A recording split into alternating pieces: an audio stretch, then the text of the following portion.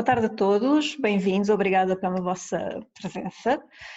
Vamos hoje retomar o seminário permanente de Praxis UBI, neste caso, um agradecimento especial aos nossos colegas de Évora que se juntam a nós.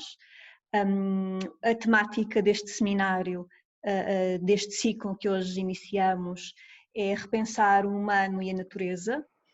Foi uma temática que foi pensada porque nos pareceu, e depois também, obviamente, de consultarmos os colegas, pareceu-nos suficientemente abrangente e transversal para poder ser trabalhada a partir de várias perspectivas dos diferentes grupos de trabalho. E, portanto, nesse sentido, pareceu-nos que era suficientemente aberta para que todos os colegas pudessem encontrar uma via de abordagem e pudessem fazer as suas apresentações. Vamos começar com a Maria João Cabrita, a quem quero agradecer por se ter disponibilizado para dar este passo de arranque. Às vezes não é fácil encontrar quem esteja imediatamente disponível para começar. E a Maria João vai apresentar-nos uma conferência, um texto, enfim, intitulado Hannah Arendt, Humanidade. Quando quiser, João, mais uma vez obrigada. Obrigada a todos por estarem presentes, aos presentes e aos ausentes. Bem, este texto, eu vou seguir um texto que eu escrevi para uma revista, enfim, que coordeno com um amigo meu que se chama Cintilações, que é uma revista que publica ensaio e que publica poesia, portanto uma revista mais na área da digamos, uma revista literária.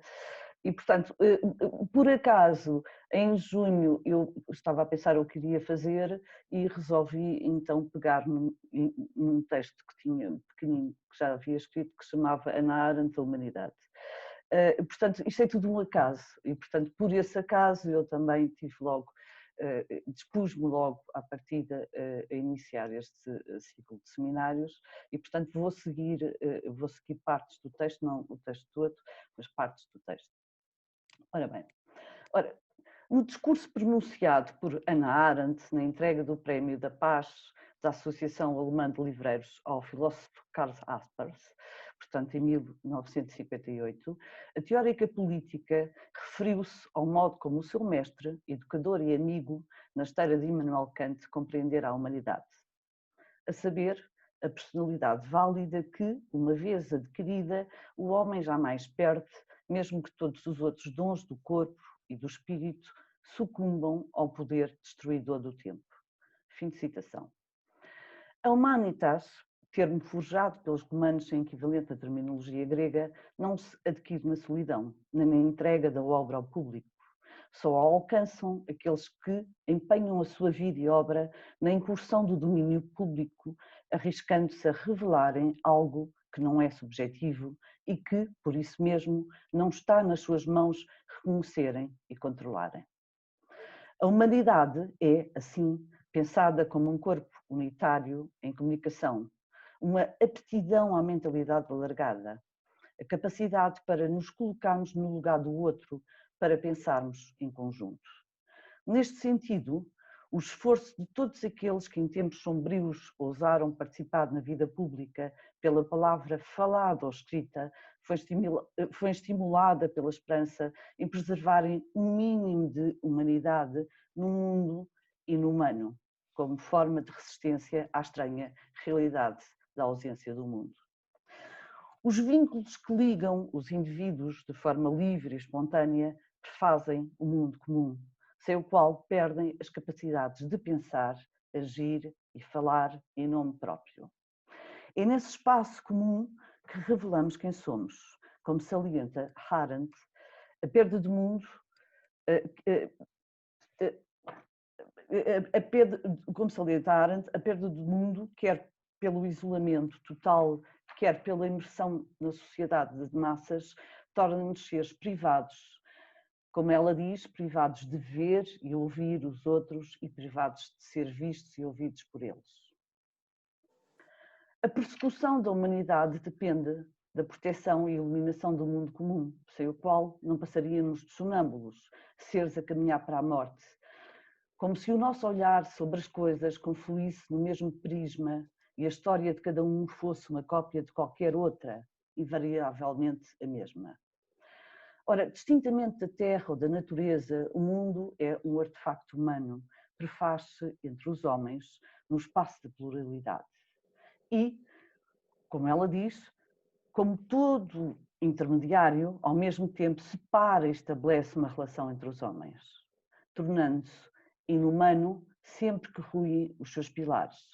Os pilares da verdade, que são também os da ordem política, e com eles a garantia de durabilidade e permanência. Ora, ao longo da sua obra, especialmente desde as origens do totalitarismo, Hannah Arendt evidencia a distinção entre humanidade, ou qualidade do que é humano, e género humano. Enquanto o género humano é uma realidade natural e objetiva pertencente à espécie animal humana, a humanidade, em inglês humanity, é uma qualidade que emerge nas relações que os homens estabelecem entre si. Ou seja, se é pela partilha de uma série de atividades que pertencemos ao género humano, é pelo modo singular com que comunicativamente partilhamos o mundo com os outros que revelamos a nossa humanidade. Ora, esta diferença fundamental levou Arendt a associar o género humano à compaixão, que tem por deformação o sentimento de piedade, e a humanidade à amizade. Ora, como Arendt destaca em Humanidade em Tempos Sombrios, pensamento sobre Lessing, Rousseau considerou a compaixão uma repugnância inata ao ver sofrer um outro ser humano, e não a razão como a natureza humana comum a todos os seres humanos e, por isso mesmo, como o fundamento de uma relação humana natural autêntica. Substanciada na abertura do coração do sofredor aos sofrimentos alheios, a magia da compaixão é emocional ou sentimental, e o sentimento que corresponde a esta compaixão é a piedade.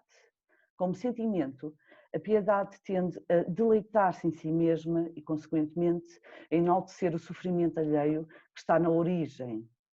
A linguagem da piedade, ilustrada num imperativo por piedade, por amor, pela humanidade, sejamos inumanos, indicia a sua apetência enquanto fonte de virtude para ser mais impiedosa que a própria igualdade, ou seja, para a antítese da compaixão. Recrutar a compaixão como instrumento de revolta contra uma sociedade alheia ao sofrimento decorrente da miséria e pobreza mais profundas, como fez Rousseau na sua época, constitui um erro crasso. Logo à partida, porque meramente sentimental, a compaixão é incongruente e insignificante em termos políticos. Como escreve a teórica, passo a citar, a compaixão abula a distância, o espaço terreno entre os homens onde se situam os assuntos políticos, ou seja, toda a esfera dos assuntos humanos. Fim de citação. A compaixão, tal como o medo, princípio antipolítico no interior do mundo comum, é um afeto e, porque puramente passiva, inviabiliza a ação. É por piedade que somos atraídos para os fracos. Mas foi por solidariedade e não por piedade que os homens puderam estabelecer, deliberada e imparcialmente, uma comunidade de interesses com os oprimidos e explorados, abarcando toda a humanidade. Rousseau, como de resto a Revolução Francesa que se apoiou nas suas ideias, compreendeu a humanidade sob a forma de fraternidade. A humanidade manifestou-se como fraternidade aos desafortunados do século XVIII, aos miseráveis do século XIX e aos párrias do século XX. A sua forma mais pura é o privilégio dos párrias, a vantagem que têm sobre os outros de, como diz Arendt, não terem de carregar o fardo de cuidar do mundo. É pela compaixão aos explorados e humilhados que os não humilhados partilham deste tipo de humanitarismo. Não obstante, a importância dessa humanidade, na realidade não detetável no mundo, tal como concebido por Arendt, politicamente é insignificante. Ora, a amizade, diferentemente da compaixão, expressa uma solidariedade ativa, uma solidariedade porque o amigo apoia e defende para o outro um lugar no mundo que lhe viabiliza a oportunidade de revelar quem é, diz Arendt, e ativa por presumir a abertura para o outro. Na seda de Lessing, que em Nata, o sábio, apregoar a humanidade universal, Arendt considera a amizade como o fenómeno central, como ela diz, o único em que a verdadeira humanidade se pode evidenciar. Trata-se, como enunciado por Aristóteles na Ética Nicômaco, daquilo que existe de mais necessário para viver e que tem no diálogo a sua essência, ou de outro modo, do laço que forma as comunidades. Nele manifesta-se claramente a importância política da amizade e a humanidade que lhe é própria. O mundo torna-se humano quando objeto do diálogo, da discussão entre pares, que com ela humanizam as coisas do mundo e aprendem a ser humanos. A esta humanidade os gregos chamaram de filantropia e os romanos, ampliando os intervenientes do diálogo, viriam a chamar de humanitas. Sobre esta traz de novo, relativamente àquela, Arendt enfatiza a civitas, ou seja, a concessão da cidadania romana a indivíduos das mais variadas etnias e origens. Em Nata, o sábio Lessing alumiou quer o conflito entre a amizade e a humanidade, quer o conflito entre estas, a amizade, a humanidade e a verdade. Como acentua Arendt, a sabedoria, passo a citar, a sabedoria de Nata consiste exclusivamente na prontidão com que se sacrifica a verdade à amizade, pois a aceitação da verdade, única e absoluta no sentido filósofo e religioso, pressupõe o fim do diálogo essencial à amizade e, consequentemente, o fim da humanidade. Ora, para Arendt, Lessing anunciou a antinomia entre a verdade e a humanidade, conquanto nada tenha dito sobre as suas implicações políticas. Um antagonismo transladado em pleno século XX para a contenda da detenção da razão no pensamento orientado pela ciência, conquanto a consciencialização do cientista de que a sua verdade está permanente sujeita aos resultados de futuras investigações. Ora, subsumidos ao dever da objetividade, os detentores da razão, como os detentores da verdade, não se dispõem, diz Arendt, a sacrificar a sua convicção à humanidade ou à amizade em caso de conflito. Neste âmbito, relativamente ao passado próximo e à própria experiência de Arendt, o conflito de Lessing é ilustrado pela questão: por mais convincente que fosse a doutrina racial nazi, valeria o sacrifício da amizade? Ora, a resposta a esta questão é previamente dada pela teórica no seguinte parágrafo de A Humanidade em Tempos Sombrios, Pensamentos sobre Lessing. Passo a citar. No caso de uma amizade entre um alemão e um judeu, nas condições do Terceiro Reich, seria tudo menos um sinal de humanidade da parte dos amigos se dissessem: pois não somos os dois seres humanos? Seria uma simples fuga à realidade e ao mundo comum a ambos nesse momento. Não estariam assim a resistir ao mundo tal como ele era. A lei que proibia as relações entre judeus e alemães podia ser desafiada, mas não por pessoas que negassem a realidade da distinção. Em harmonia com uma realidade presa no terreno sólido da realidade, uma humanidade em plena realidade de perseguição, os amigos teriam que dizer um ao outro: um alemão e um judeu, e amigos. Mas onde quer que uma tal amizade tenha subsistido nesse tempo e se tenha mantido em toda pureza, ter-se-á conseguido um pouco de humanidade num mundo tornado inumano. Fim de citação. Ora, na medida em que proporciona o locus da exteriorização da personalidade do amigo, a amizade preserva a diversidade e pluralidade humana e com ela a liberdade, que na terminologia arendtiana é co-originária da política. Ora, como acentuado por Arendt, o equivalente mais próximo da personalidade é o daimon grego, o espírito guardião que acompanha cada homem ao longo da sua vida e que, como ela nos diz, só pode manifestar-se onde existe um espaço público. Ora, também, como assinalado por Jaspers, foi essa voz interior que impediu Sócrates de participar na vida política. Aristóteles ensinou-nos que a amizade implica o reconhecimento dos outros, o estabelecimento de vínculos. É ela, e não a justiça, como sustentara Platão em A República, o vínculo da comunidade. Ora, a concepção arendtiana de comunidade, colocando a ênfase na ideia de comum, e nas suas componentes mundo comum e senso comum, não é tanto conclusiva quanto indagativa. É ao falarmos do mundo entre nós que ela ganha solidez e realidade. A pluralidade de perspectivas sobre o mundo enriquece-o da comunalidade.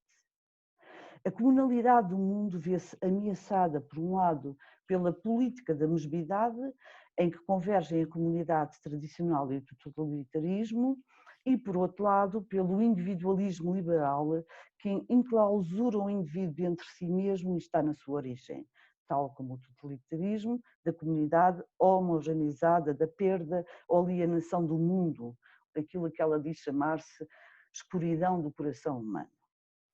Ora, no sentido do mundo comum arendtiano, comunidade e indivíduo não são antagónicos. A comunidade política não é a priori dos indivíduos, da difusão pessoal da pluralidade de pontos de vista e opiniões, e tem por desígnio fazer justiça a estes de forma a estabelecer um mundo comum.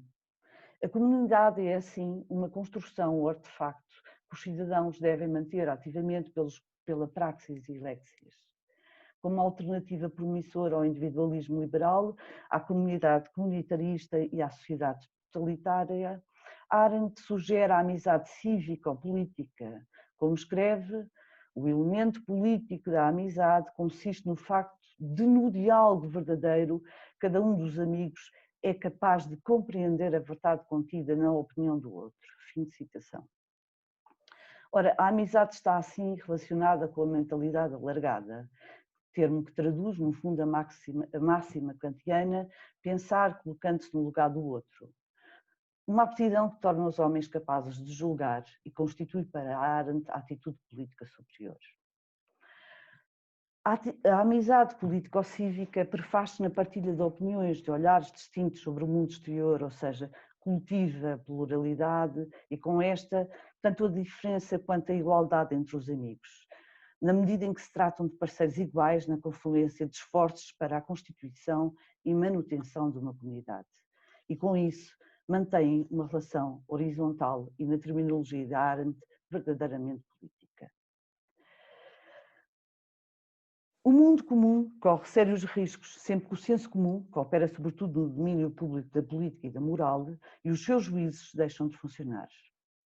Pois é pelo senso comum que apreciamos os dados dos nossos sentidos particulares, por referência aos dados dos sentidos particulares de outrem, e que absorvemos e aceitamos uma tradição. Como escreve Arendt, com os romanos, recordar o passado passou a ser uma questão de tradição, e foi no sentido da tradição que o desenvolvimento do senso comum encontrou a sua expressão politicamente mais importante. Fim de citação. Ora, consequentemente, sempre que os modelos tradicionais colapsam, o senso comum atrofia e, com este definhamento, o legado do passado, a comunalidade originária, fica sob a ameaça do esquecimento. Quando as ordens políticas antigas se revelam disfuncionais, a preservação das tradições políticas valiosas depende da refundação das comunidades políticas. Existe um compromisso entre a liberdade e o património da tradição, começar de novo e preservar. Trata-se de um antagonismo irresolúvel que carece ser equilibrado. Se começar de novo substancia a interrupção deliberada da continuidade, também é a própria essência da ação humana. Ora, num mundo em que a vida humana é desvalorizada ou mesmo desrespeitada, cada nascimento, como diz Arendt, inaugura o milagre da vida. O facto de todo o ser humano ter nascido num mundo que lhe pré e pró existe, de ser um novo começo do mesmo, revela a aptidão intrínseca ao milagre da ação. A nossa inserção no espaço comum, pela ação, funciona como um segundo nascimento, como um recomeço em que revelamos quem somos e como sujeitos responsáveis na rede de inter-relações humanas. Fora do espaço comum, a vida não é propriamente uma vida humana. Tanto mais que o hábito de pensar, sublinhe-se, pensar em conjunto é tributário da existência daquele. Nele, os homens explicam uns aos outros como o universo lhes aparece ou parece. Ao abolir o mundo entre os homens, o nazismo pôs em risco o pensamento, reservando o que é próprio aos homens, pensar a uma elite, subjugando-os ao processo catastrófico desencadeado pela ideologia e, com isso, acelerando-o, tornou a humanidade supérflua, permitindo a emergência de um mal radical e humanamente invisível, indetetável no semblante do carrasco. Ora, como salienta Arendt, o pior mal é praticado por pessoas que nunca decidiram ser boas ou más, que perderam o hábito de pensar, de ajuizar sobre as suas ações e que, remetendo as suas histórias para o esquecimento, silenciam as de outros. Na perspectiva da Arendt, reaver o sentido do homem, o sentido ideológico da humanidade, implica debruçar-nos sobre o espaço próprio ao relacionamento entre os homens, o qual prescinde da mediação de objetos e da matéria no qual se experimenta a liberdade, ou seja, o espaço próprio à ação, atividade política por excelência e que se prefaz na Lexis. Pensar a origem do humano significa, neste sentido, indagar pelo ser político. O caráter revelador da ação, como a faculdade de produzir narrações e do devir histórico, constitui a fonte de onde brota o sentido e a inteligibilidade que penetra e alumia a existência humana.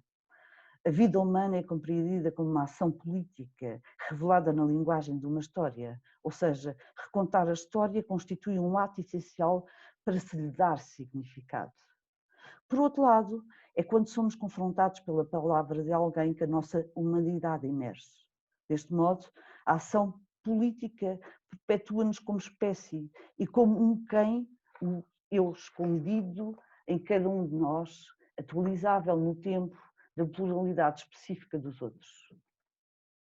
Ora, esta capacidade de nos renovarmos, de começarmos de novo, expõe a liberdade conferida ao homem pelo nascimento.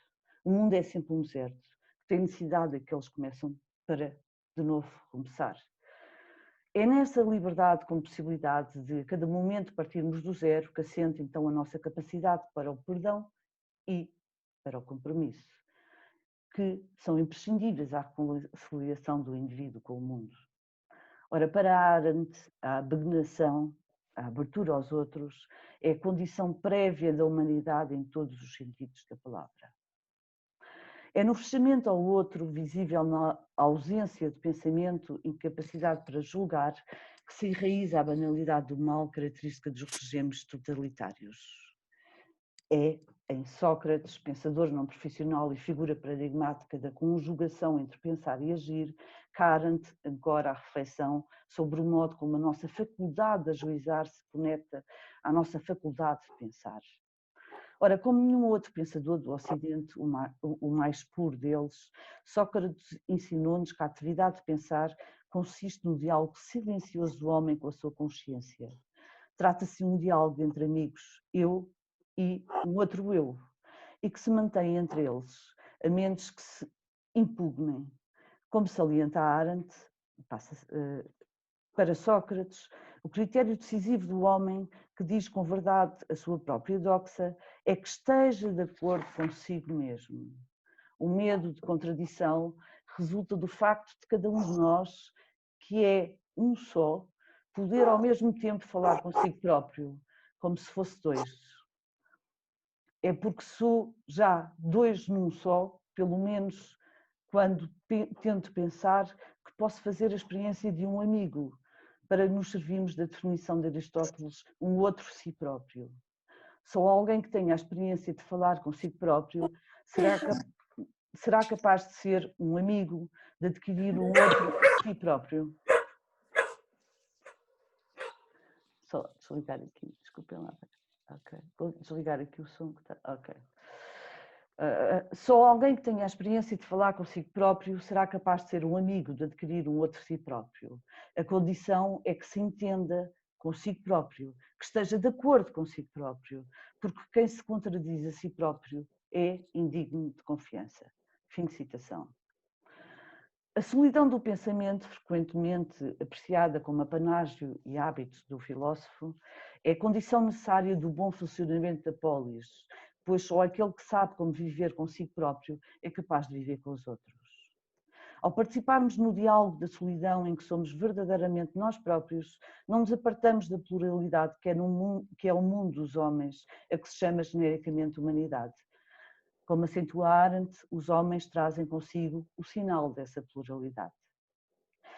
Para Arendt, a atividade de pensar, não obstante nos lançar temporariamente para fora da realidade, é indispensável ao mundo comum, pois não só nos confirma como aparência, como nos permite desmascarar ilusões como a ignorância do mal. Ou seja, julgar, realiza ou pensar, resulta do seu efeito libertador. Por oposição à solidão do pensamento, julgar, atividade política por excelência, pressupõe a pluralidade própria à mentalidade alargada. Na terminologia kantiana, pôr-se em pensamento no lugar de todos os outros constitui uma das três máximas do sensus communis de um sentido comunitário. Essa faculdade de nos colocarmos no lugar do outro, de convocarmos todos os juízos possíveis, põe em jogo a imaginação. A capacidade de representar um objeto ausente e do mesmo modo, as opiniões dos ausentes, ou seja, o dom do coração compreensivo ou a bússola interior que nos permite referenciar o mundo. Para Arendt, a crítica da faculdade de julgar de Kant, estabelecendo essa ponte entre os dois mundos incomunicáveis, a natureza e a liberdade, teve a virtuosidade de mostrar que a faculdade de julgar e legislar, tal como a de pensar, não é apanágio de uma elite, ou seja, não é apanágio de homens de Estado. Consequentemente, enquanto espectadores do mundo, testemunhando o que nele se passa, não nos devemos abster de sobre ele ajuizar. Como diz Arendt, o recurso a uma tal faculdade impõe-se, sobretudo, nas situações de crise ou de urgência, em cuja falta, à maneira de Hashman, nos arriscamos a provocar o mal. Na perspectiva de Arendt, é através do pensamento e do juízo que os homens se associam entre si, exteriorizando uma humanidade sem a qual não passariam de meros animais. Se renunciar a pensar é renunciar a ser homem, renunciar a ajuizar é renunciar ao passado e com ele à memória, que só é compreensível à luz da imaginação. Mas sem amizade, ou seja, sem consideração pela alteridade própria ao pluralismo do mundo comum, não existe o pensamento nem o juízo. Quando o mundo comum se encontra num processo de destruição, é o pensamento e o juízo que repõem a necessidade da sua reconstrução ou fundação. Ora, foi sob o pressuposto que não nos devemos refugiar na liberdade do pensamento, quando expulsos do mundo entre os homens, ou seja, do espaço público, que Hannah Arendt ancorou as suas reflexões à experiência pessoal e à vida do século, habitando por excelência o espaço da humanidade.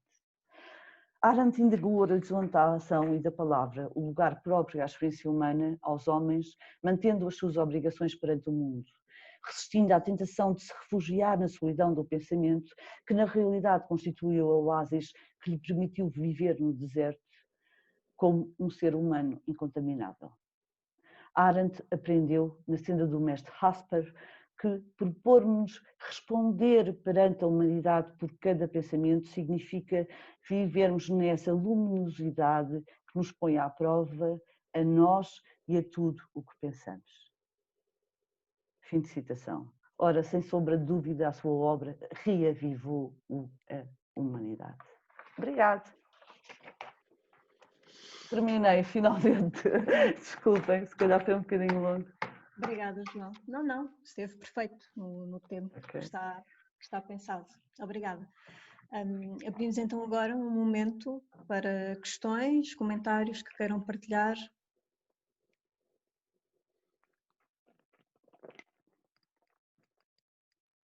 Falta-me um cigarro, enfim, para conseguir desempenhar melhor o meu papel de defensora. Entretanto, chegaram o António Bento, Olá, o António. André também já chegou. Queria só avisar, para o caso não terem dado conta, de que a sessão está a ser gravada, está bem? Nós pedimos autorização no início, como ninguém se opôs.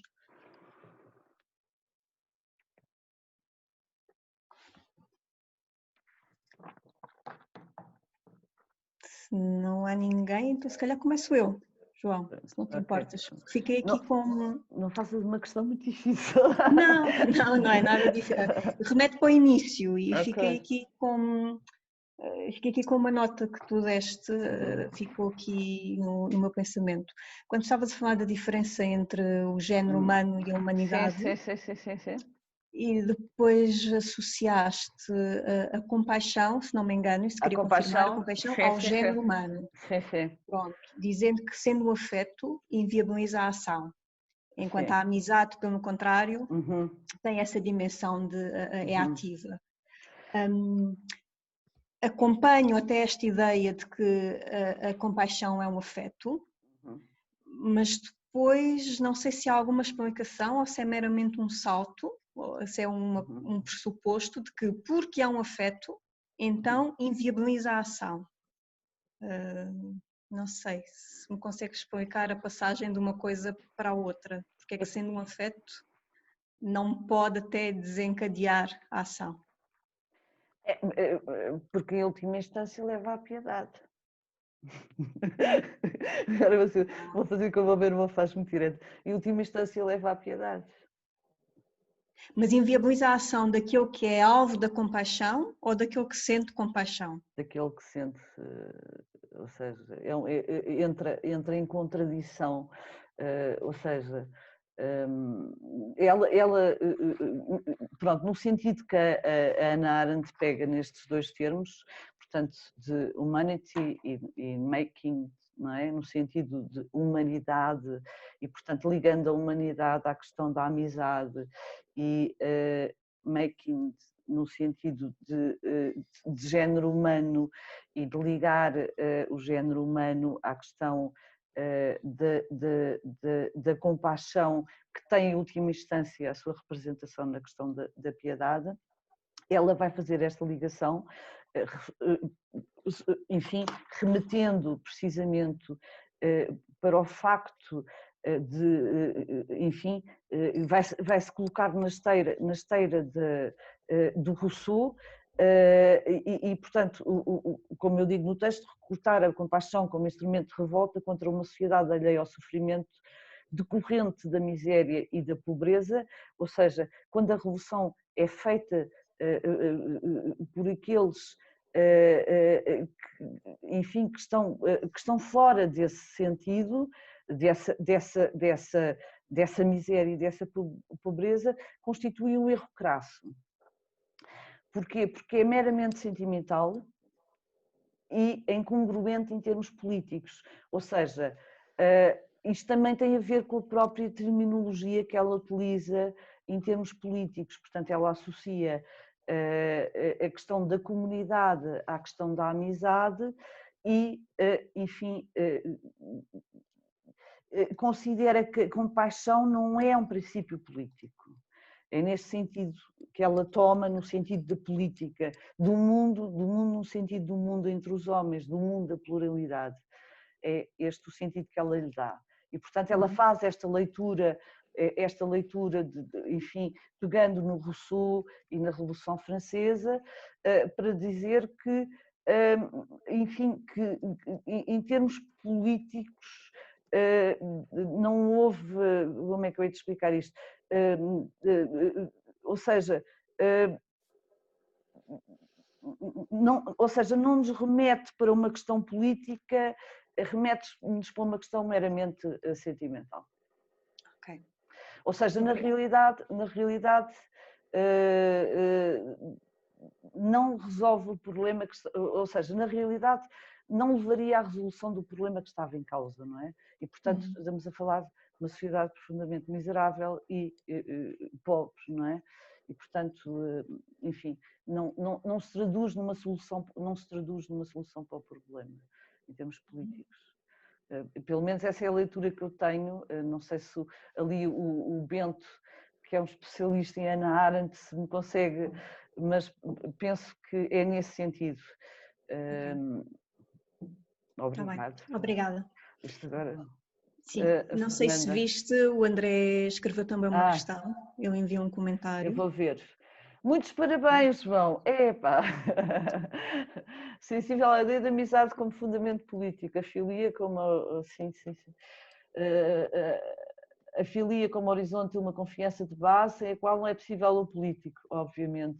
Gostaria, contudo, de perceber melhor o que me pareceu ser indicação de uma relação tensa entre a verdade e a amizade, faça a questão, pergunta. assim por escrito, pois, ok. No comboio é difícil, sim. Também Depois quer... peço desculpa, eu não sei se a professora Fernanda Henriques tinha pedido a palavra primeiro, mas eu de facto não vi. Se foi o caso... Não tem importância. Eu não quero, no fundo só quero fazer dois comentários, ou melhor, duas relações, apontar em dois sentidos. O primeiro sentido é que é muito engraçado o que a João expôs. Para já, obrigada João, foi muito interessante a sua exposição. Eu esqueço-me sempre, isto não é protocolar, é porque realmente eu entro dentro da conversa e depois já me esqueci de que as pessoas falaram e a gente deve posicionar-se perante isso. Muito obrigada, achei que o seu texto era, além de tudo mais, muito elegante e deu-me gozo a ouvir. O primeiro comentário que eu queria fazer tem a ver com uma situação oposta a essa. É que, por todas essas razões, Marta Nussbaum coloca a compaixão no centro digamos, da ação política, considera o sentimento político por excelência. Exatamente fazendo apelo ao mesmo, digamos, à mesma panóplia de relações, que é a questão da colocação no lugar do outro, ser capaz de através da imaginação, pensar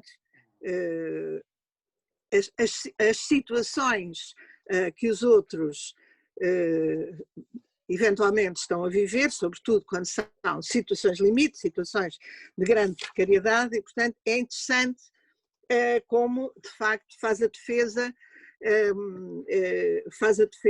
da compaixão como essa emoção fundamental na política. Provavelmente porque também está interessada, digamos, na defesa de uma racionalidade que ela própria não pode ser meramente intelectual e tem que ser caldeada ao nível do viver com essa dimensão emotiva que constitui o ser humano. É interessante, por outro lado, que a fonte da Marta Nussbaum é realmente o pensamento clássico, não é? É o pensamento clássico, quer do Aristóteles, quer dos estoicos. Isto é um aspecto, mas eu estou só a pensar algo.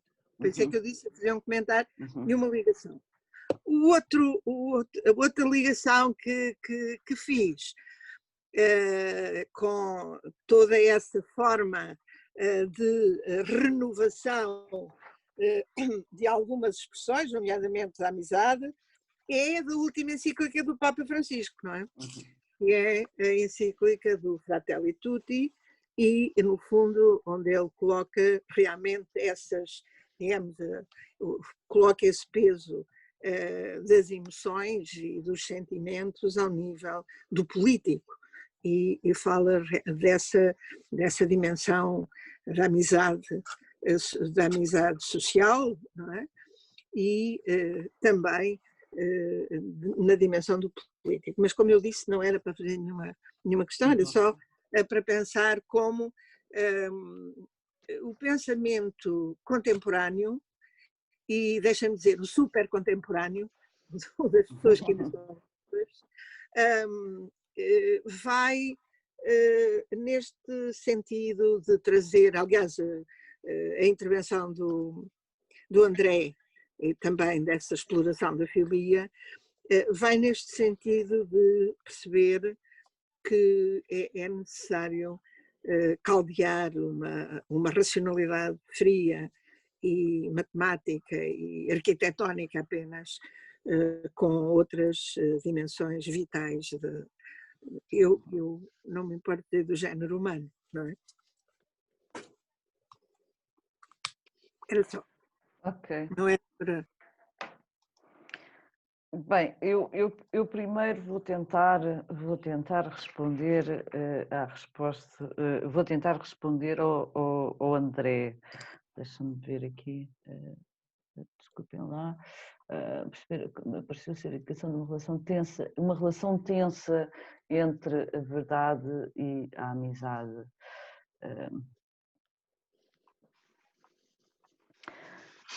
Bem, esta questão da relação tensa entre a verdade e a amizade é um bocadinho também a relação tensa que a Hannah Arendt fala ao longo da sua obra.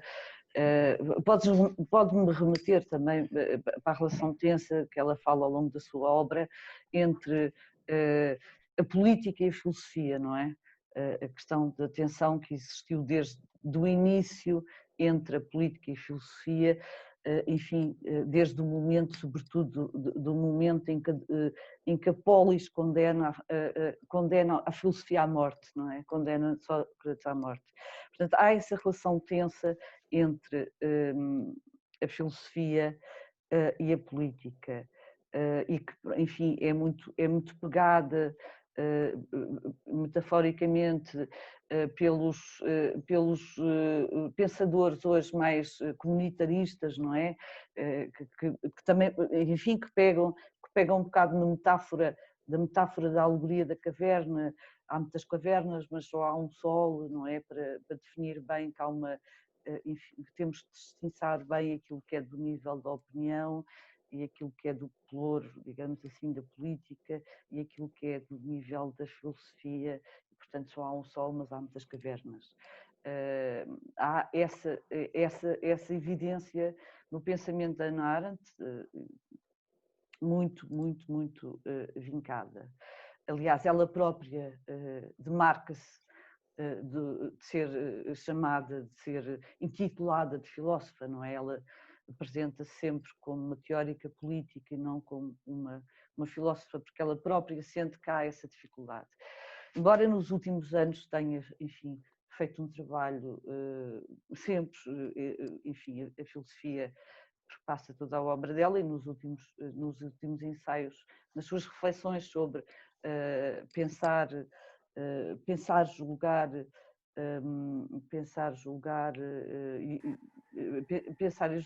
sobretudo nessas últimas reflexões, é evidente, enfim, a sua imensa carga filosófica. A questão da verdade também está muito presente depois do julgamento de Rashman, não é? Aquela questão da verdade após o julgamento de Rashman, aquela questão de não se poder negar a história, não é? A própria história, que ela remete para os casos mais medonhos da história, e que, portanto, ela não pode ser negada. A questão da verdade passa por aí. Eu aqui pego sobretudo nesta questão, porque essa tensão é evidente a partir do momento em que se alguém assume que é dono da verdade, muito dificilmente quererá, enfim, manter relações de debate, de polémica com o outro, não é? Porque, enfim, é dono da verdade, portanto, remete-me também para as questões mais de umas vias mais dogmáticas, de querer, enfim, de querer impor, digamos assim, aquilo que considera ser verdade, mas aqui também remete para a questão da verdade no sentido objetivo, e é nesse sentido que eu acho que é nesse sentido que eu também abordo essa questão aqui no texto, porque é a questão do cientista que caminha em descoberta, ou seja, que faz toda uma experiência em busca, em demanda, enfim, de chegar a uma solução. É nesse sentido. Espera aí, deixa-me ver onde é que está.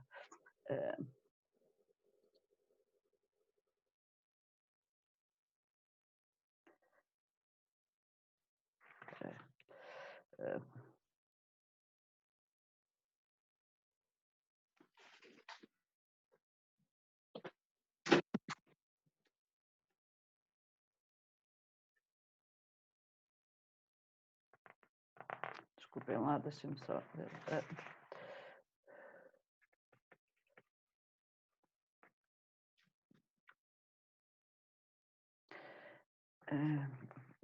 Há aqui uma parte, desculpem lá.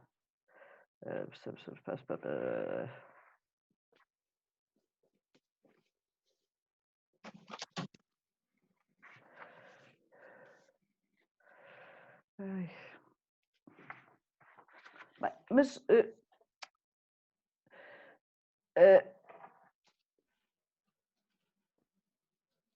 mas também remete, apesar de haver essa tensão, que é evidente entre a filia e a verdade, há esta frase que é: o elemento político da amizade consiste no facto de, no diálogo verdadeiro, cada um dos amigos ser capaz de compreender a verdade contida na opinião do outro. Eu acho que esta questão também é importante nesse reconhecimento e nessa compreensão que nós podemos ter relativamente à verdade contida na opinião do outro. Acho que este elemento, portanto, aqui acho que, enfim, podemos falar de uma tensão, mas não uma tensão tão tensa nesse sentido. Agora, o que me parece é que, enfim, no caminho da verdade, deixamos para trás muitos amigos. Isso também acontece, não é? Neste sentido, no caminho da verdade, deixamos para trás muitos amigos. Não sei se consegui de algum modo responder à tua questão. Poderia, desculpa, andei aqui a passear, mas parece-me que também há esse sentido realmente no caminho da verdade, e essa parte no caminho da objetividade também se deixa para trás muita coisa, e no caminho da verdade nós deixamos para trás muitos amigos, na realidade. Agora, quanto à questão, Fernando, obrigado pelos comentários. Eu não conheço bem, enfim, já li algumas coisas da Nussbaum, li mais do Sen, do Amartya Sen, do que da Bushman, enfim, no âmbito das suas abordagens, da abordagem das capabilidades, e até numa visão mais no âmbito das teorias da justiça. Portanto, os textos da Nussbaum eu não os conheço, enfim, li algumas partes, mas não conheço bem.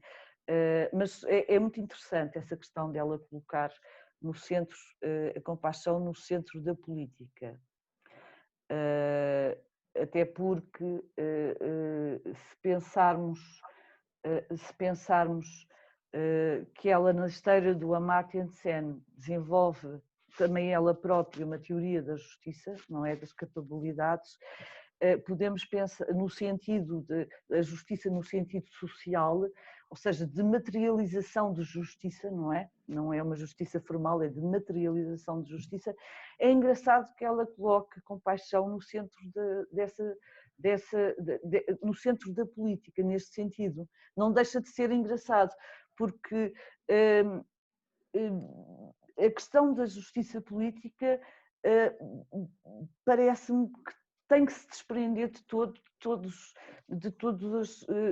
o que seja compaixão, caridade, fraternidade. Nós temos que, ou seja, há uma tendência cada vez maior das teorias da justiça para se afastarem destas compaixões, fraternidade, caridade, porque, enfim, não é isso que se quer ver resolvido através de uma teoria de justiça social, e portanto não deixa de ser engraçado.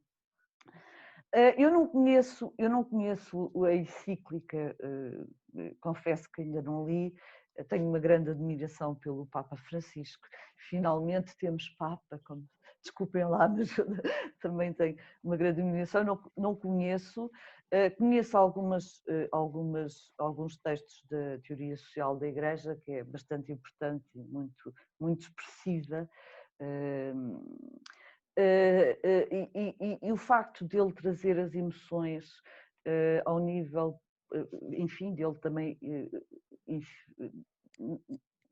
trazer a questão do peso das emoções ao nível do nosso status quo, de tudo aquilo que nós estamos a viver, e, enfim, ao nível da perspectivação de dar alguma solução para problemas que nos tocam a todos.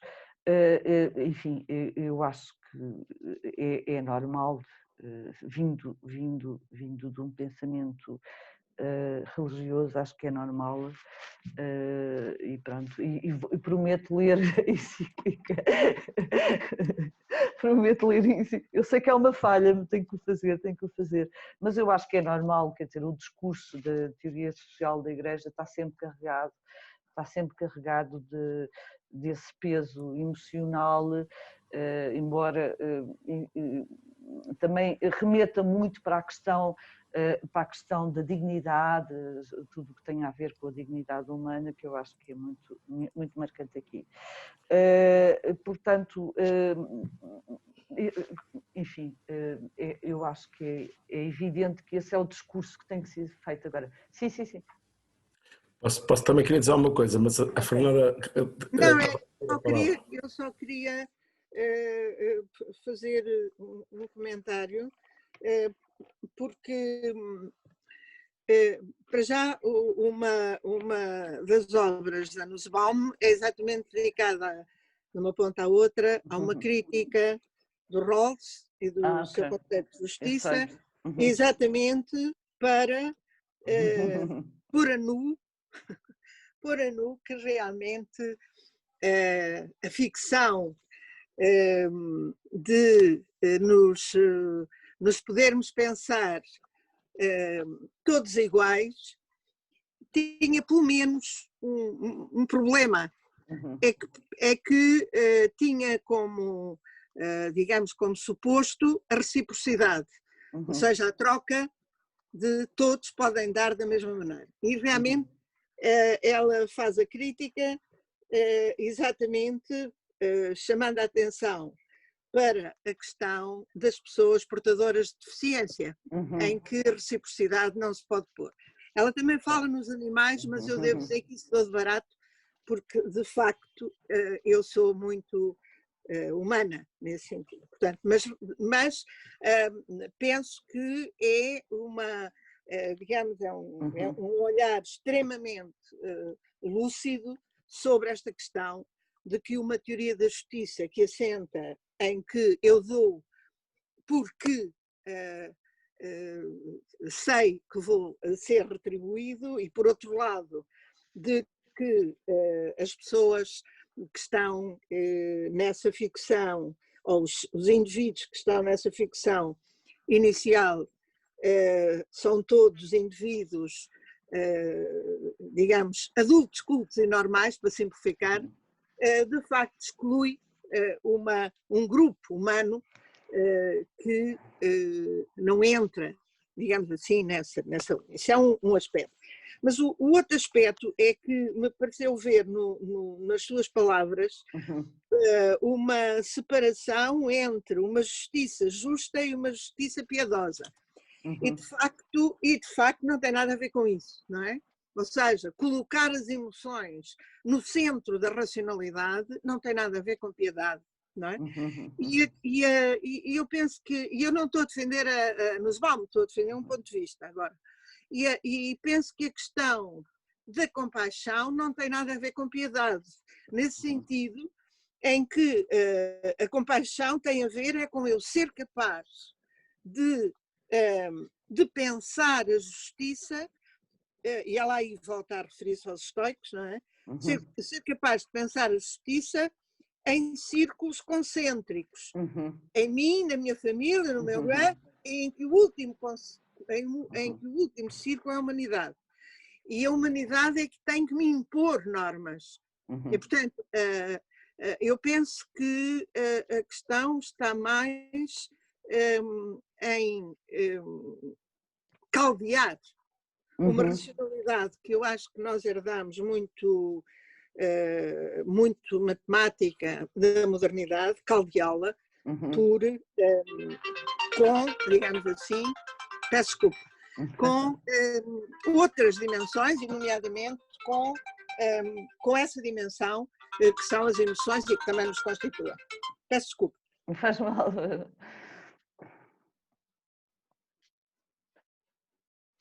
Mas o José Rosa tinha uma sim. pergunta. Não era bom, primeiro um pedido de desculpas e depois era um pedido de desculpa porque assim, por várias ordens de razão eu não só pude entrar agora porque tenho estado numa outra reunião que demandei da faculdade e pronto, tem havido muitas coisas a atropelar-se porque este esquema de conferências e de reuniões online acabam por, curiosamente, enfim, pressuporem mais tempo do que nós próprios temos. Pronto, e por isso lamento, gostaria muito de ter ouvido, porque é uma questão que me interessa. Eu ando a ler várias coisas ao mesmo tempo, quando tenho tempo, e precisamente estou a ler, quase a acabar, a encíclica do Papa, Fratelli Tutti, e estou quase a acabar as capabilités da Marta Nussbaum. É assim, em relação, a minha intervenção foi no sentido da questão da verdade que tu colocaste aí na resposta ao André. É engraçado, o que é um pouco inesperado, podia ser inesperado vindo da boca de um Papa, que ele diga, por exemplo, que diga no parágrafo 92, uma coisa curiosa, vou ler, é pequenino, aliás, ele diz, mas isto é a questão da verdade. A estatura espiritual de uma vida humana é medida pelo amor, que constitui o critério para a decisão definitiva sobre o valor ou inutilidade de uma vida humana.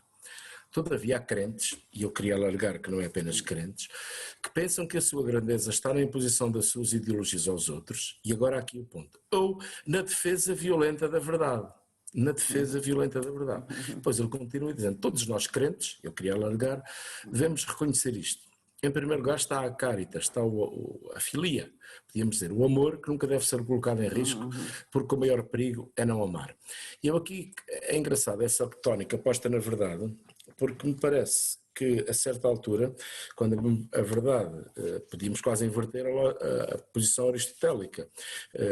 Sou amigo de Platão, sou mais amigo da verdade. Não, sou mais amigo de Platão num certo sentido do que da verdade, no sentido de se a verdade me levar a, eventualmente, matar Platão. E eu acho que esta posição do Papa é muito curiosa, porque não é que relativiza a verdade, coloca a verdade no outro plano, como em algumas coisas que a Fernanda estava a dizer, coloca a um outro nível, que é uma verdade muito mais prática, não é uma verdade doutrinal ou teórica, porque se eu em nome daquilo acredito, mesmo que seja supostamente uma teoria científica comprovada, se em nome de uma suposta verdade, se isso me levar a ter que destruir o outro, ou os outros, ou não os ter na equação, porque eles estão fora do ciclo da produção e do consumo, etc. Isso é uma má verdade, podíamos dizer, ponto final, é uma má verdade. Aqui a Marta Nussbaum, é engraçado, aqui num capítulo que é sobre as capacidades ou capabilidades centrais, as principais, ela, engraçado o modo como ela responde à pergunta com outra pergunta. Ela, quando se pergunta o que é que são capabilité, ela faz outra pergunta. Bom, o que é que temos que fazer é perguntar o que é que esta pessoa concreta é capaz de fazer e de ser. E é isso que responde, ou seja, não há uma verdade para responder a isto, temos que ver concretamente uma jovenzinha que se divorcia com muita dificuldade na Índia e que é um problema tremendo, como é que ela vai conseguir resolver os seus problemas de sobrevivência, de casa, etc, etc.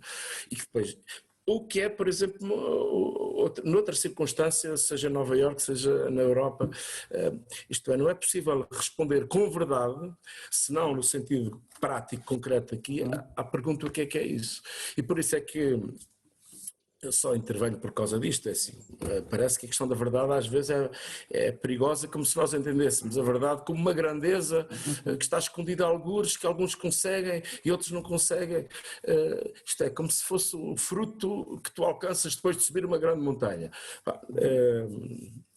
Não é isso, pelo menos a partir do Papa ou aqui a partir da Nussbaum é muito mais práxica. Agradeço, desculpa, não pude ouvir, sinceramente, até me sinto mal de intervir, mas tem sido bom porque já está aqui a gerar uma discussão sobre a verdade sobre a liberdade real, as capabilidades, que é bom, e pronto. Eu não conheço, claro que a defesa violenta da verdade, até porque a verdade, o que é a verdade, o que é a verdade, é um problema eterno, não é? O que é verdade é um problema eterno. É preocupante, não é? É preocupante, até porque como ela é um problema eterno, acaba por, enfim, também o Trump pode-nos querer impor uma defesa violenta da sua verdade, não é? E, portanto, das belas mentiras, já não são as belas verdades, são as belas mentiras em termos políticos, mas pronto. Este problema é um problema que hoje em dia, pronto, está novamente, penso eu, na berra, porque a questão da verdade é sempre, hoje em dia está, sobretudo relativamente ao que se passa no mundo, à questão política também.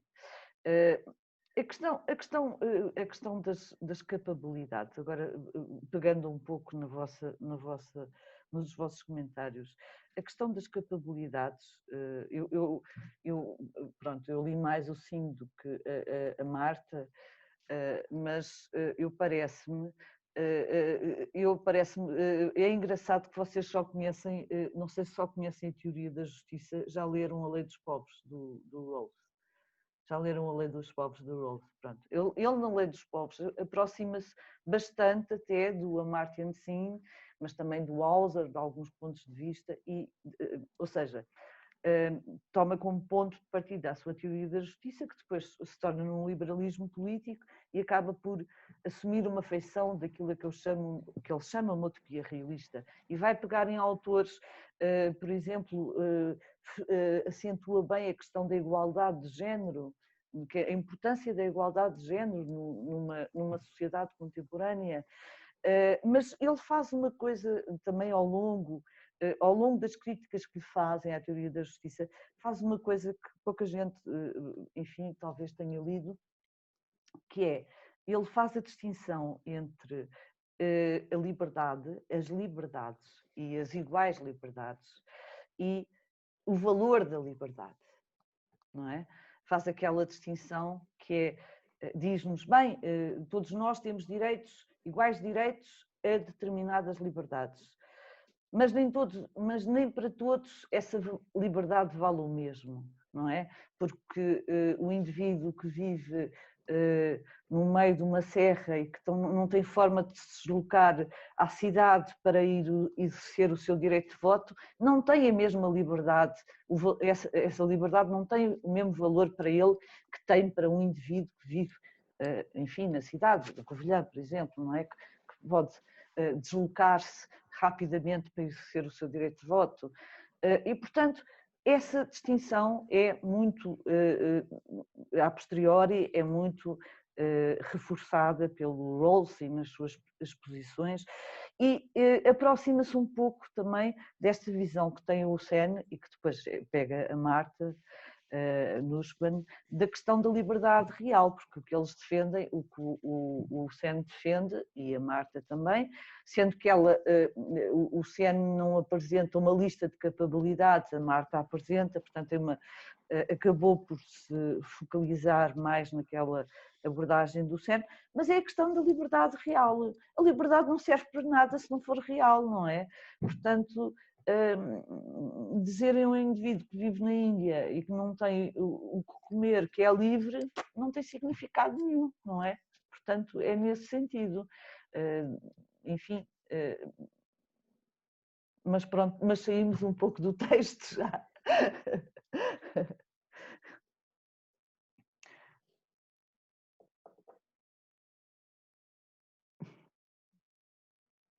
Mais alguma questão?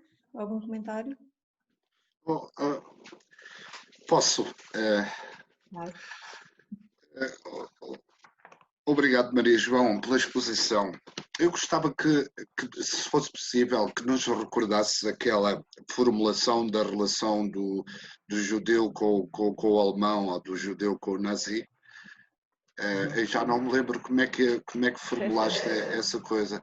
Porque, entretanto, lembrei-me assim, se a Maria João fosse diretora cineasta, e se tivesse que adaptar o caso de amor entre a Hannah Arendt e o Martinho, como é que poria a humanidade daquilo, mas, enfim, percebes onde eu quero ir, não é? Quer dizer, onde é que está a coerência da Madame Stern na sua relação com a grande raposona? Falamos de verdade, falamos de amizade, falamos de amor. Reformula lá essa coisa que há bocado disseste. Então é um pequeno excerto do texto que ela escreve, que está no Homens em Tempos Sombrios, que se chama A Humanidade em Tempos Sombrios, Pensamentos sobre Lessing. Ela diz o seguinte: no caso de uma amizade entre um alemão e um judeu, nas condições do Terceiro Reich, seria tudo menos um sinal de humanidade da parte de amigos se dissessem: pois não somos os dois seres humanos? Seria uma simples fuga à realidade e ao mundo comum a ambos nesse momento. Não estariam assim a resistir ao mundo tal como ele era. A lei que proibia as relações entre judeus e alemães podia ser desafiada, mas não por pessoas que negassem a realidade da distinção. Em harmonia com uma realidade presa no terreno sólido da realidade, uma humanidade em plena realidade de perseguição, os amigos teriam que dizer um ao outro: um alemão e um judeu e amigos. Mas onde quer que uma tal amizade tenha subsistido nesse tempo e se tenha mantido em toda a pureza, ter-se-á conseguido um pouco de humanidade num mundo tornado inumano. Obrigado, Maria João. Agora ficou mais na cabeça. Ok. Podemos dizer que o amor dela pelo Heidegger foi para tornar o mundo também mais humano. Também serviu para isso. Mas pronto. Eu, por acaso, não levo muito a sério essa relação deles. Não. Achas? Hã? Achas? Então, a doutora Stern voltou à Alemanha várias vezes para se encontrar com o seu antigo amante. Nunca resolveu o conflito interiormente. É uma história que nunca mais acaba. Eu um dia gostava de ver isso refletido num filme. Porque é uma coisa, aquelas cartas entre os dois e a relação entre os dois é completamente doentia, quer dizer. Mas bom, isso agora é da ordem não das revistas cor-de-rosa, mas um dia gostava de ver isso refletido no cinema. Okay. Por um bom cineasta, claro. Claro. Mas quer dizer, nós também temos que pensar, não deve ter sido fácil, não é? Enfim, e o amor não escolhe, como é que se diz? Não escolhe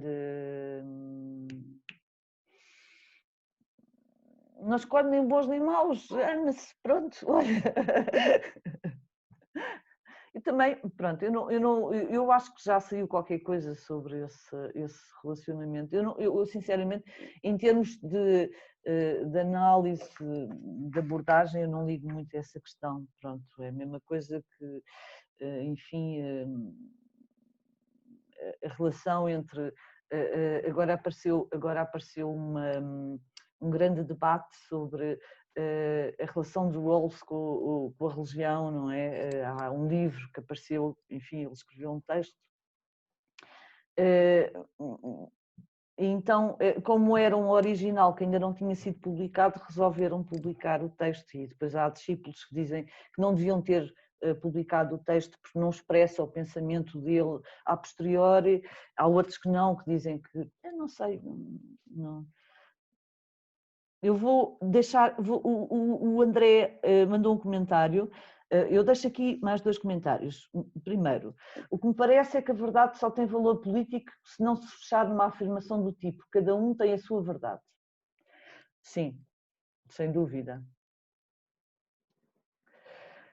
Este relativismo fecha o político, cala o diálogo. Precisamente. Neste sentido, vejo aqui uma tensão, mas deixa cair a verdade, entregá-la ao relativismo. É o caminho para uma ou outra violência, pois se impor a verdade pode ser um gesto de violência, sobretudo se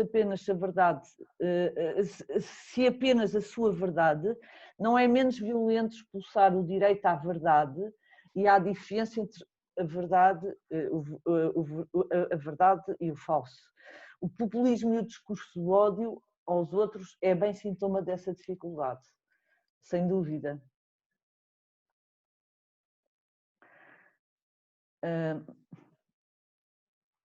Pronto, e temos aqui outro já.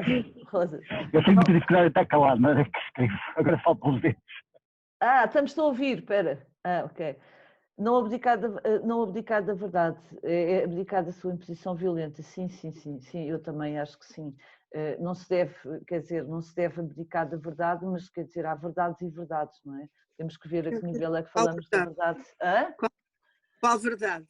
Pois, Não, quer dizer, nós, a verdade... o discurso do ódio, no fundo, parte de uma posição de verdade, parte de uma posição de afirmação da verdade. Por Sim. isso é que pode ter discurso de ódio, não é? Por isso é que pode insultar, não é insultar, está-me a faltar a palavra, estigmatizar o outro, na sua projeção, quer dizer, foi em nome da verdade que ao longo dos séculos se matou, não é? Sim. Quer dizer, bom, e não me queria pronunciar acerca das relações entre o Heidegger e a Hannah Arendt, porque não conheço o suficiente dessa relação, mas também atenção que quando os dois se apaixonaram ainda não havia, exatamente, ainda não estava instituída aquilo que veio a surgir depois. Agora, a mim faz-me um bocadinho, eu percebo o problema do André, mas a minha questão é quem é que pode falar de relativismo? Sempre foi uma questão que eu tive. Quem é que pode falar eu penso que só o Hegel, não é? O Hegel é que pode falar de relativismo. Só alguém que assume que é possível um discurso unificado sobre a realidade é que pode falar de outras perspectivas ou de perspectivas como sendo relativistas. Eu penso que aí, lamento, mas é a minha formação hermenêutica, eu penso que a hermenêutica coloca o problema no sítio humano em que ele tem que ser colocado, que é, efetivamente, há uma circularidade entre o meu enraizamento e o meu questionamento e a minha capacidade de resposta a esse meu questionamento, que eu posso aprofundar e que posso, de alguma maneira, entrar no debate público por razões. E aqui eu vou-me servir da expressão do Ricard, que eu acho que é sempre marcantemente magnífica. E o que é que eu posso fazer nesse debate de ideias? Há um momento em que eu digo, e se je me tiens? Mas isso significa que esse é o meu compromisso pessoal com uma posição.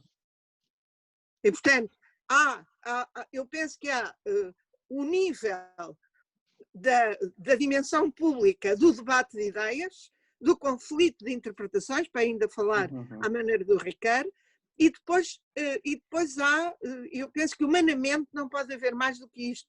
E se je me tiens? Não é? Que, portanto, eu assusta-me sempre muito quando nós falamos do relativismo. Eu penso que a palavra relativismo é como a ideologia. Acaba por ser um insulto. E um insulto que só acontece quando as razões já não funcionam, quando nós já não temos razões para argumentar. Peço desculpa, mas há coisas que eu penso que nós nos deixamos... Eu vou fazer uma confissão. Que é assim, eu penso que em cada um de nós, há um misto de formação tradicional e de despertar e de procurar aquilo que neste momento nos solicita. E eu creio que é muito difícil a cada um e a cada uma de nós encontrar um ponto de síntese, de articulação disso que é a formação.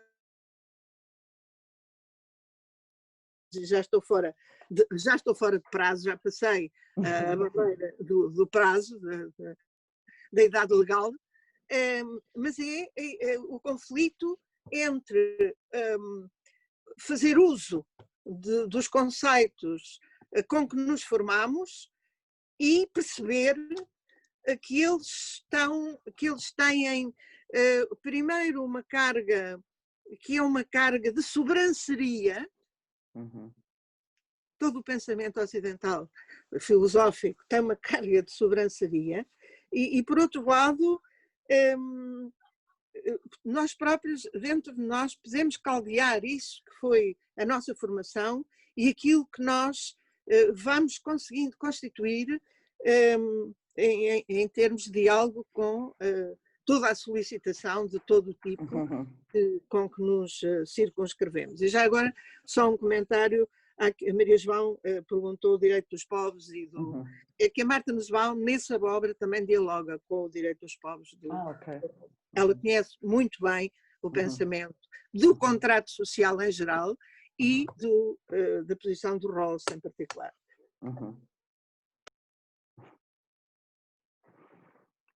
Pois, eu por acaso tinha a ideia, mas não foi ela que fez a crítica, ou seja, a crítica do género relativamente à posição original não foi feita por ela, foi feita por outra teórica. Pois, tinha a ideia que ela também tinha feito, mas não, foi mais relacionada. Numa obra que se chama Mulheres de Desenvolvimento, em que ela coloca a sua posição sobre a teoria das capacidades, que é, como disse, parte do SEN, mas de alguma maneira diferencia-se, sim. Diferencia-se, sobretudo porque ela considera que é útil e que é legítimo propor um conjunto de capacidades, como sendo o nível a partir do qual não se é humano, não é? Pois.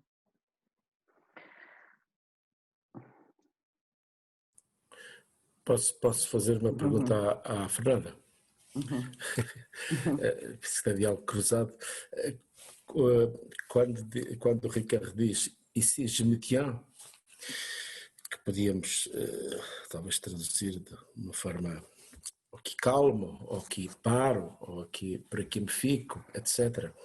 Isso não pode ser justamente o começo de outra coisa. E o começo de outra coisa que significa precisamente um compromisso que já não precisa do seu reino, que era a palavra, porque é o próprio discurso da ação. O que é que eu quero dizer? Como é que eu podia exprimir isto? Conhecemos uma pessoa, enfim, não interessa referi-la, mas referir diretamente, mas conhecemos uma pessoa que para mim tem muito significado, porque no tempo da outra senhora significa, enfim, ainda era o período salazarista, estava uma mulher prisioneira presa em Caxias e era uma mulher que estava grávida, curiosamente, estava grávida do atual Ministro das Finanças. E correu uma petição na Universidade de Lisboa para a sua libertação. E chegaram ao pé de uma pessoa que supostamente teria grande influência no assunto e pediram-lhe que assinasse a petição. E por várias ordens de razão, que não interessa agora para aqui, porque terias falado de outras coisas, essa pessoa podia dizer, e se me tinham, isto é, não contribuo para isso, não assinou. E nesse dia à tarde estava à porta da prisão, queria falar com a pessoa, com a prisioneira, e de tal maneira incomodou por outras razões, enxovalhou no sentido de obrigou os PIDs a pôr a mão na consciência de algum modo, que 3 dias depois essa mulher foi liberta. Ou seja, só para dizer, o ici je me tiens pode ser o início de uma outra verdade que se cala num certo sentido, mas que abre para uma outra coisa.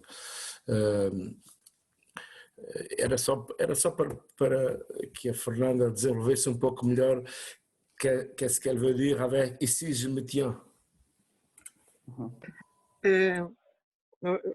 Eu não sei se sou capaz, porque é isso a esse exemplo, a que eu se calhar poderia juntar outros, não sei se com a mesma pessoa, se com outra, outros equivalentes a esse, eu responderia sim e não. Mas isso é porque eu sou muito profana, compreende, Zé Rosa? Muito profana. E eu penso que há um caminho humano que é, digamos, como diz a Marta Nussbaum, porque pertence àquele círculo, porque tem muitas pertenças, mas pertence ao círculo último da humanidade, que é quem deve comandar quem me deve ditar a norma, a minha norma moral. Eu penso que tenho que correr os riscos com a humanidade. Não estou a dizer que sou capaz, estou a dizer, penso que tenho que correr os riscos com a humanidade. E por isso, talvez deva assinar as petições. Agora, o que a mim, esta posição do Ricard, que me interpela imenso, sempre me fez pensar, é que, como nós sabemos, nem tudo o que parece é. Não é? E, portanto, o que acontece é que um indivíduo que diz e seja metian, ou seja, não assina essa petição, realmente não significa que não possa, ao nível das suas convicções, porque, no fundo, quando o Ricardo diz isto, é o problema da convicção que está em jogo, ao nível das suas convicções, procurar outras maneiras de intervenção, como disse, procurar outro tipo de ação. Agora, de qualquer modo, eu penso que, no caso vertente, e eu estou a ver o texto onde o Ricardo diz isto, não é?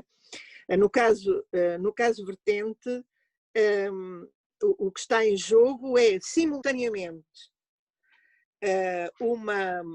uma crença no sentido e na vontade de sentido que o debate e a argumentação produzem, e, portanto, eu entro no espaço público do debate, mas, ao mesmo tempo, o reconhecimento do limite da minha própria argumentação.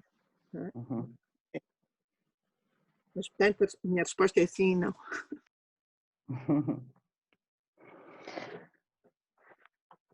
Isso faz-me lembrar um programa que já não me lembro em que canal foi, enfim, foi uma altura em que apresentaram várias entrevistas a vários filósofos e entrevistaram o Richard Rorting. Não sei se viram isso. Não viram. Simplesmente colocaram-lhe uma questão muito simples, mas à qual ele não sabia responder e, portanto, não teve a fazer passeios, dar voltas para chegar lá, mas disse: desculpem, mas eu não sei responder, nunca pensei sobre isso. Portanto, é um bocado isso, pois. Sim.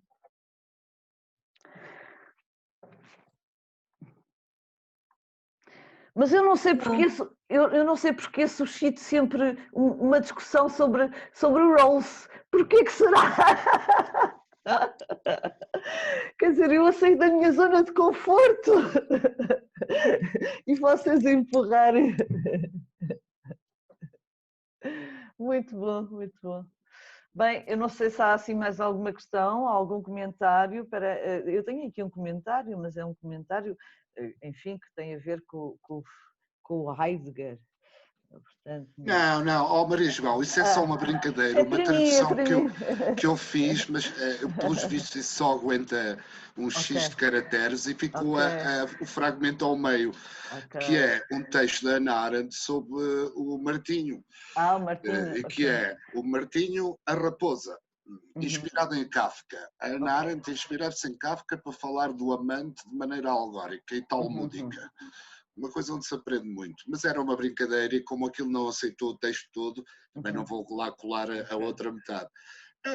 Não tem importância. Olha, tens aqui uma outra questão. Moisés tem uma pergunta. Já viste? Moisés, espera aí, deixa eu ver onde é que está. Bate-papo. Ok. Gostaria de colocar uma questão. Se bem percebi, a professora Maria João Cabrita falou da amizade como modo de construção e qualificação do mundo comum de acordo com a perspectiva de Hannah Arendt.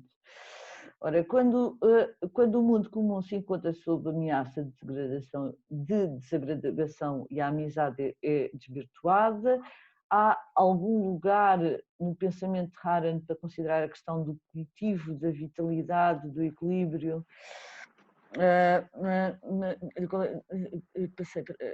da vitalidade, do equilíbrio e da complementariedade entre poderes institucionais como resposta orientada para a reabilitação desse mundo comum em desagregação? No comum se encontra sob ameaça de desagregação e a amizade é desvirtuada.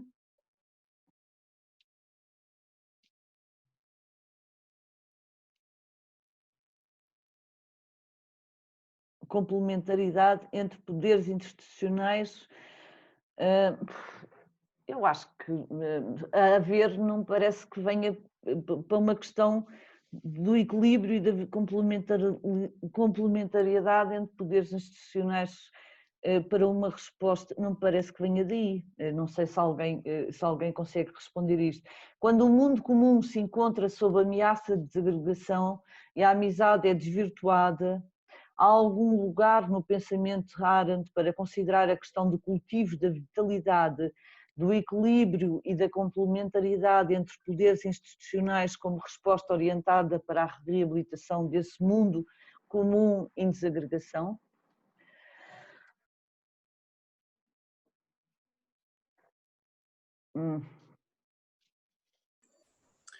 Se me dá licença, eu posso diga, Moisés, tentar esclarecer um pouco melhor. Eu não sou conhecedor de do pensamento e da obra de Hannah Arendt, pelo menos diretamente, mas a sua reflexão suscitou-me esta questão de tentar saber se, quando a relação entre as pessoas, do ponto de vista da amizade, é desvalorizada e as condições de possibilidade da amizade deixam de prevalecer, há algum lugar, algum espaço no pensamento de Hannah Arendt para considerar uma possível resposta a esse problema do ponto de vista institucional. Portanto, aqui seria contrabalançar com uma espécie de amizade entre instituições, de revitalização entre instituições e entre poderes institucionais, ou harmonização entre poderes institucionais para voltar a tornar possível a amizade, sendo a amizade e sendo a amizade reconhecida como uma fonte de qualificação do espaço comum, não é? Que é tão importante em termos políticos. Não sei se fui bem claro ou se fui confuso, mas tinha essa questão. O problema, eu vou-lhe dizer qual é o meu problema. O meu problema é que eu conheço relativamente o pensamento da Hannah Arendt, não conheço tudo também. Mas o que me parece, enfim, se calhar aproximo muito mais do pensamento da Hannah Arendt do que de alguns pensadores, enfim, da mesma geração ou da geração posterior, por uma questão muito simples. É porque eu me sinto mais confortável a pensar o político, o sentido da política e do político, nessa visão da Hannah Arendt, a política como um mundo que existe entre os homens, um mundo da pluralidade e tudo mais, do que propriamente no sentido institucional. Eu não me dou bem a pensar o político no sentido de uma teoria do Estado, por exemplo. Não me consigo aproximar, ou seja, não me consigo, não me sinto próxima a essas abordagens. E, portanto, eu confesso-lhe que não sei responder à sua questão, embora não sei se algum colega meu tem uma resposta mais exata para dar a esta questão.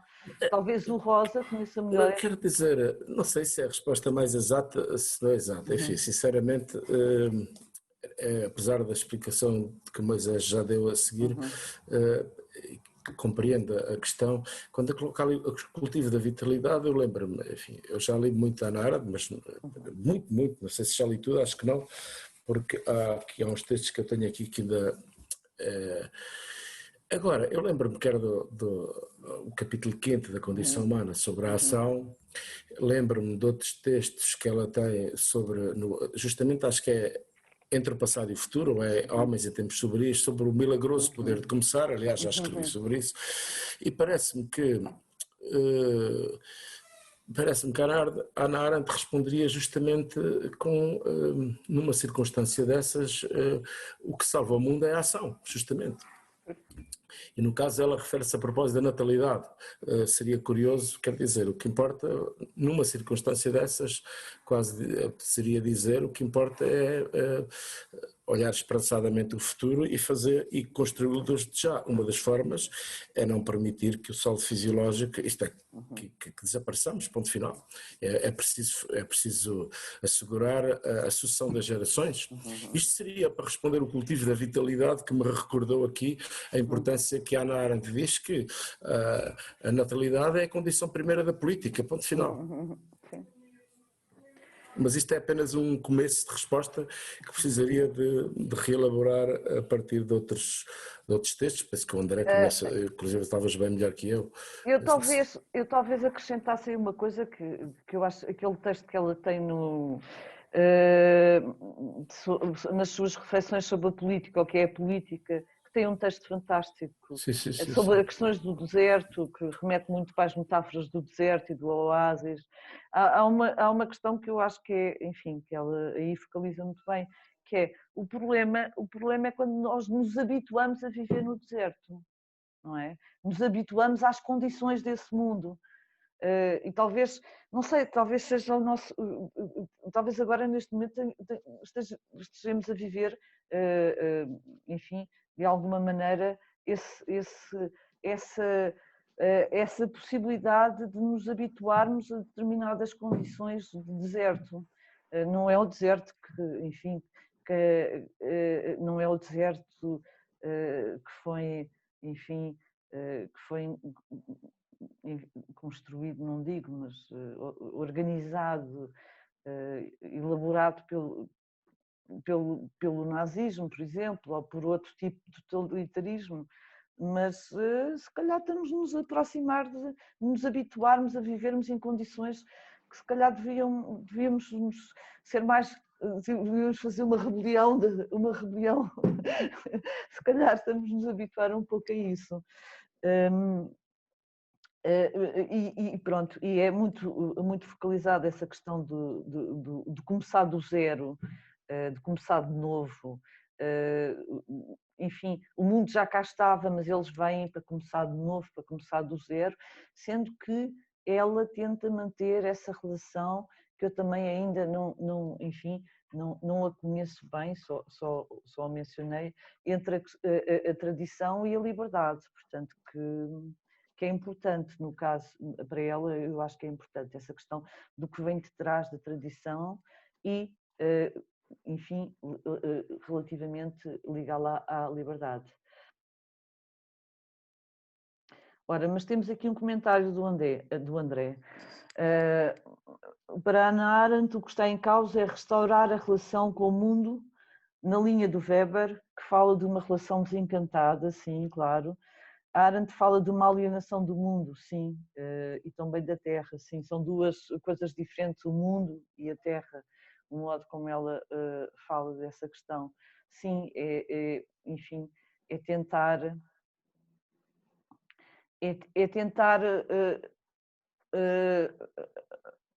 enfim, é tentar